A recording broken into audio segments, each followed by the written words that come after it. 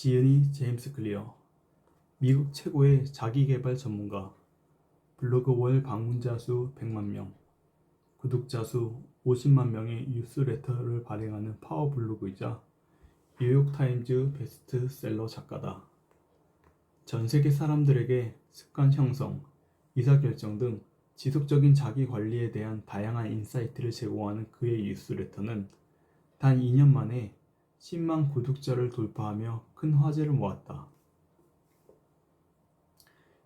이는 개인 뉴스레터로는 역사상 가장 빠른 성장세라고 하며 세계 최고의 웹사이트에 수여되는 웹이상 베스트 뉴스레터 부분에서 수상을 하기도 했다. 그가 발행한 뉴스레터 중 일부는 뉴욕타임즈, 월스트리트 저널, 포브스, 타임, CBS 디스모닝 등 저명한 매체에 소개됐다. 어렸을 때부터 타고난 재능으로 촉망받는 야구 선수였던 그는 훈련 중 얼굴뼈가 30조각이 나는 사고를 당했다. 야구에 인생을 걸었던 그에게 이 사건은 사망 선고와도 같았다. 하지만 그는 좌절 대신 매일 1%씩의 성장을 목표로 일상의 작은 성공들이 일어나갔다. 6년 후 꾸준한 노력 끝에 그는 대학 최고 남자 선수로 선정되었고 ESPN 전미 대학 대표 선수로도 선출되었다. 이 경험을 바탕으로 그는 자신을 인생의 나락에서 구해준 아주 작은 습관의 힘을 전 세계에 알리는 최고의 자기계발 전문가가 되었다. 현재 그는 포춘 500 기업들에서 앞다투어 초빙하는 명연사이며 NFL, NBA, MLB에서 활동하는 세계적 운동선수들을 코칭해주고 있다. 또 구글, 페이스북 등 실리콘밸리의 IT 기업은 물론 아이비리그 대학들까지 강연을 나가는데 스탠퍼드 대학교에서 초청받아 선보인 아주 작은 습관의 힘에 관한 강연은 지금까지 온라인에서 크게 회자되고 있다. 그뿐만 아니라 온라인 학습 사이트 습관 아카데미를 설립해 누구나 달라질 수 있는 기회를 제공하였으며 지금도 미국 전역에서부터 유럽, 아시아까지 전 세계를 여행하며 아주 좋은 습관이 주는 인생의 놀라운 변화에 대해 사람들에게 알리는 중이다.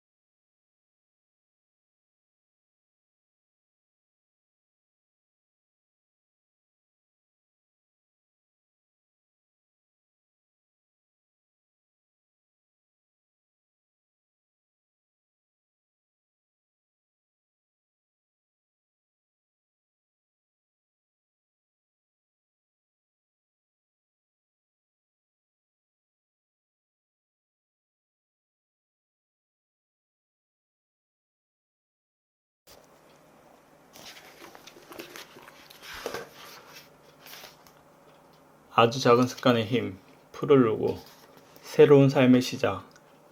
고등학교 2학년의 마지막 날이었다. 어디선가 날아온 야구 방망이가 퍽하고 내 얼굴을 강타했다. 같은 반 친구가 휘두르다 손에서 미끄러진 방망이가 허공을 가로질러 곧장 내 미간으로 날아든 것이다. 그 순간의 기억은 없다. 얼굴이 박살나고 코가 부서졌다.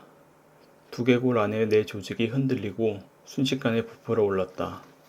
0.1초 만에 코가 깨지고 두개골 몇 군데에 금이 갔으며 아나 두 곳이 다 함몰되었다. 눈을 떠보니 사람들이 나를 바라보고 있었다.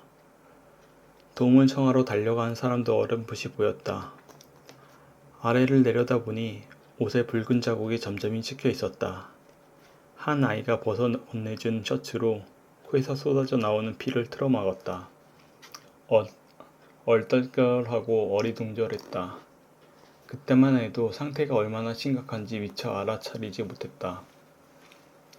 선생님과 함께 운동장을 지나고 언덕을 내려가 양호실로 향했다.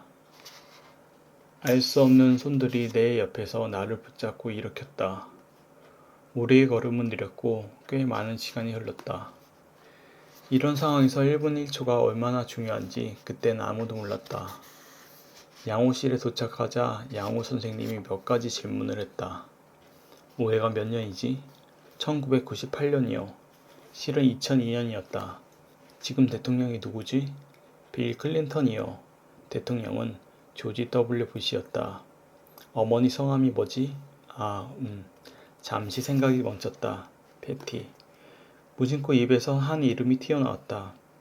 하지만 이걸 기억해내는데 10초나 걸렸다는 사실은 깨닫지 못했다. 이것이 내가 기억하는 마지막 질문이다. 내가 빠르게 부풀어 오르고 있었고 앰뷸런스가 도착하기 전에 인식을 잃었다. 난 학교에서 지역 병원으로 실려갔다. 병원에 도착하고 얼마 지나지 않아 내 신체 기능은 정지하기 시작했다. 침을 삼키고 호흡하는 것 같은 기초적인 움직임도 힘들어졌다. 그리고 곧 심정지가 왔다. 내 호흡은 완전히 정지했다. 의사가 황급히 내게 인공호흡기를 씌웠다. 그리고 지역 병원에서 다룰 수 없는 환자라고 판단하고는 나를 신시너티의 큰 병원으로 보낼 헬리콥터를 불렀다. 나는 응급실 안에서 실려 나와 헬리콥터로 옮겨졌다. 환자 이송용 침대가 울퉁불퉁한 보드로 가로질러 가는 동안 간호사가 내 가슴을 손으로 누르며 심폐소생술을 계속했다. 막 병원에 도착한 어머니가 헬리콥터에 올라 내 옆에 앉았다. 어머니는 신시너티로 가는 내내 의식도 없고 자가 호흡도 불가능한 아들의 손을 꼭 쥐고 있었다. 아버지는 집에 가서 동생들에게 내 상황을 전했다. 그리고 여동생의 중학교 졸업식에 참석하지 못한다고 말했다. 쏟아지는 눈물을 참으며 아버지는 친척과 친구들에게 아이들을 부탁하고는 차를 몰고 신시너티로 향했다. 어머니와 나를 태운 헬리콥터가 병원 옥상에 착륙하자 20명은 좋게 되는 의료진이 뛰어와서 나를 외상센터로 옮겼다. 부풀어 오른 뇌는 심각한 상태였고 두부 손상으로 인한 외상성 심정지가 또 일어났다. 깨진 두개골을 접합해야 했지만 내 몸은 수술을 견딜 만한 상태가 아니었다. 그날 세 번째 심정지가 일어났고 나는 혼수 상태에 빠졌다. 인공호흡기가 다시 씌워졌다. 부모님에게 이 병원은 낯선 곳이 아니었다. 10년 전 3살 난 여동생의 소아백혈병 진단을 받았을 때도 이곳에서 치료받았다. 그때 나는 5살이었고 남동생은 6개월이었다. 여동생은 2년 6개월 동안 화학요법과 요추천자, 골수 생검 시술을 받고 완치되어 건강한 모습으로 병원에서 걸어 나왔다. 그 후로 10년째 여동생은 건강하게 지내고 있다. 그런데 이제 부모님은 다시 그 병원에 서 계신 것이었다. 이번에는 다른 아이를 데리고. 내가 혼수 상태에 빠져 있는 동안 병원에서는 부모님에게 신부와 사회복지사를 보냈다. 여동생이 소아백혈병 진단을 받은 10년 전 그날 밤에 왔던 그 신부님이었다. 나는 빠르게 저물었다. 내 몸에 줄줄이 달린 기계들이 겨우 나의 숨을 붙들고 있었다. 부모님은 병상 침대에서 계속 뒤척이며 잠을 청했지만 깜빡 잠이 들었다가도 곧 화들짝 놀라 깨어나곤 했다. 나중에 어머니는 그때 일을 떠올리며 이렇게 말했다. 내 생애 최악의 밤이었어. 다행히도 다음날 아침에 호흡이 돌아왔다. 의사들은 내가 곧 혼수 상태에서 깨어날 거라며 부모님을 안심시켰다. 그들의 말처럼 나는 의식을 곧 되찾았다. 하지만 후각을 잃었다는 걸 깨달았고 바로 검사에 들어갔다. 간호사는 내게 코를 풀어보라고 하면서 사과 주스 팩을 열어 냄새를 맡아보게 했다. 후각은 돌아와 있었다. 그러나 코를 풀자 콧바람이 금이 간 눈구멍을 통과해 왼쪽 눈으로 나왔다. 눈꺼풀이 간신히 막아주어 안구가 바깥으로 튀어나오지 않았을 뿐 콧바람에 시신경이 뇌까지 딸려 올라갔다. 안과 의사는 공기가 유입되면서 눈알이 조금씩 안쪽으로 들어갈 거라고 말했지만 그게 얼마나 걸릴지는 장담하지 못했다.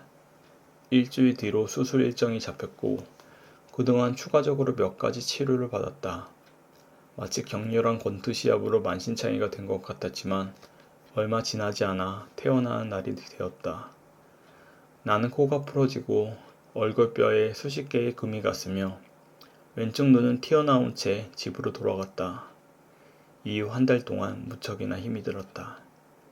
인생의 모든 것이 정지된 기분이었다. 몇 주 동안은 초점이 겹쳐 보였는데 어떤 물건도 똑바로 보이지 않았다. 한 달 이상 그런 상태가 이어지다가 누나는 제자리로 찾아 돌아갔다. 하지만 다시 차를 몰 수 있게 되기까지는 8개월이 걸렸고 그동안 경련과 시야 문제가 계속 발생했다. 물리치료를 받으면서 똑바로 걷기 같은 기초 운동을 반복해야 했다. 나는 우울해하지 않겠다고 마음먹었지만 종종 침울해지고 낙담했다. 1년 후 야구장으로 돌아갔을 때 나는 내가 얼마나 그곳에서 멀어져 버렸는지 깨달았다. 고통이 몰려왔다. 그때까지 내 인생에서 가장 중요한 것은 야구였다. 아버지는 세인트 루이스 카디널스의 마이너리그 선수였다. 내 꿈도 아버지와 같은 프로야구 선수가 되는 것이었다. 나는 몇 달 동안 재활 훈련을 하면서 다시 야구장으로 돌아가기를 간절히 바랐다. 하지만 야구장 복귀는 순탄치 않았다. 시즌 중이었고 나는 1군에서 제외된 2군 선수였다. 2군 팀에서도 후보로 밀려났다. 나는 4살 때 야구를 시작했다. 모든 일이 그렇지만 특히 스포츠 분야에서 많은 시간과 노력을 투자한 선수가 후보로 밀려난 것은 큰 굴욕이다. 그날이 생생하게 기억났다. 나는 차 안에 앉아 펑펑 울면서 미친 듯이 라디오 채널을 돌려댔다.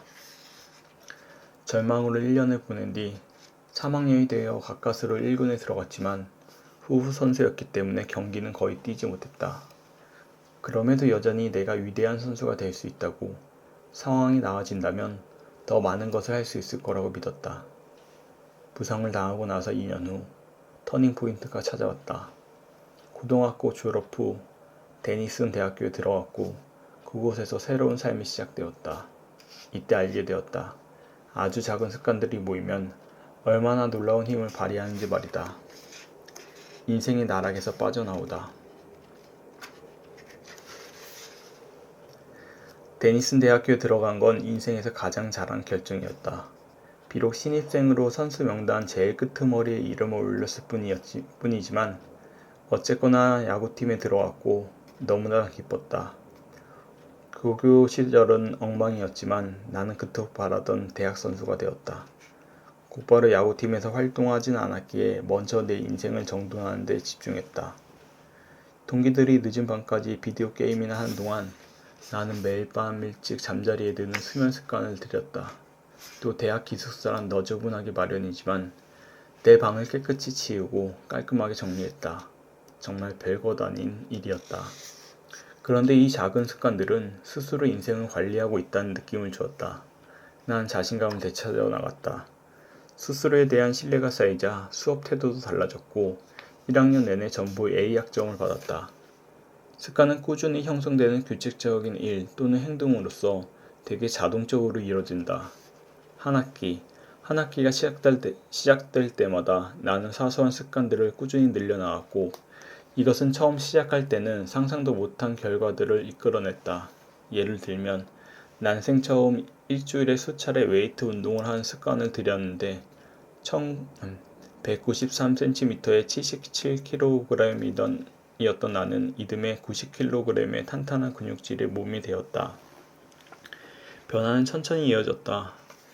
대학교 2학년 때는 투수진에 들어왔다.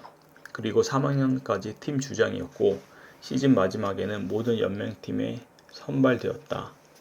수면 습관, 공부 습관, 근력 훈련 습관이 최대치로 성과를 올린 것은 4학년 때였다.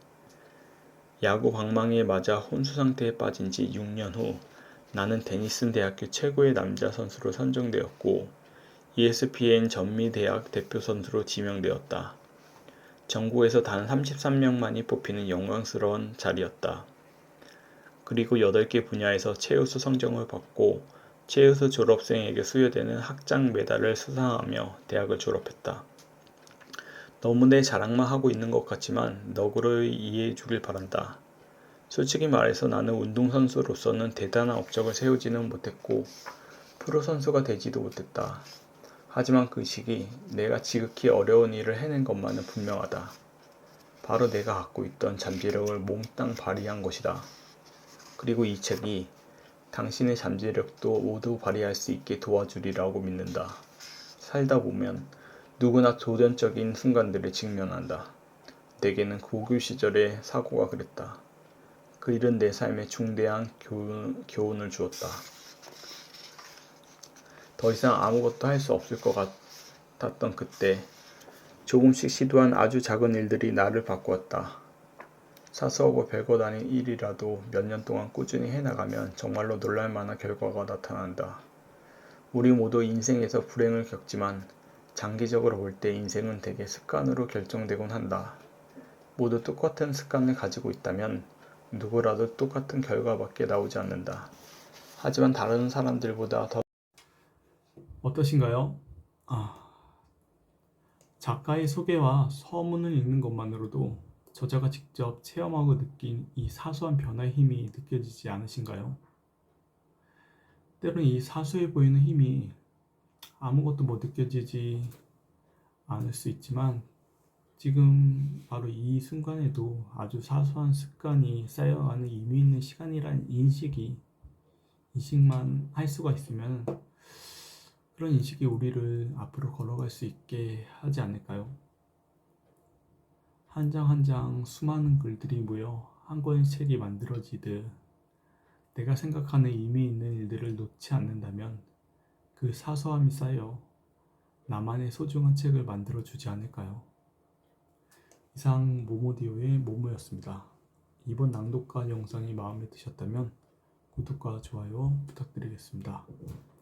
그럼 다른 궁금하신 사항은 밑에 고정 댓글을 확인해 주시고 다음에 뵙겠습니다.